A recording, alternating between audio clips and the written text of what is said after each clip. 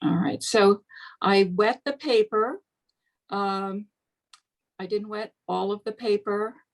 I tried to paint water around any highlights I wanted to keep. This face is mostly in shadow. So here I put on some raw sienna, and then I mix the raw sienna with quinacridone rose, and it makes a beautiful flesh tone. And so I didn't worry about it drifting down into the background or onto the blouse.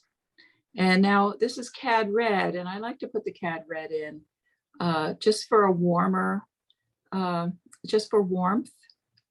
And this is a stiff brush just to soften that. And now I'm adding, this is ultramarine with a little burnt sienna in it for a gray. And so now I'm using small brushes. Now I'm going in to do the eye. So I went from big splashy watery washes to more delicate work. So I stood up for the first part of the painting process, and now I'm sitting down because I'm being more careful.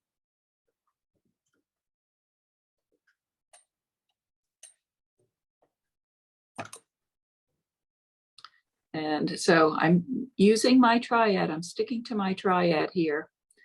So there's some blue and some quinacridone rose in this purpley color.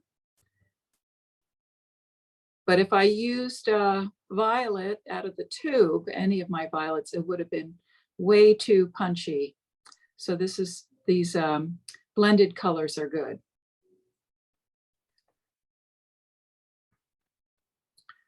And they also lift easily, which helps me with my courage. That was a little bit of cerulean. That side of the shadow looked cool. And then I wanted to warm up the middle of that shadow. So it's nice when you put these shadows in while it's wet, drop in another pigment, drop in a pure pigment to warm things up. Here's that Q Rose and Ultramarine mix. And notice how I didn't paint over the, or rather under the eyebrow, because that's getting reflected light. So now I'm putting in some tone in the lower part of the face, using those laugh lines as a kind of a border or a boundary so I could work in a smaller area. So she looks like she has a 5 o'clock shadow.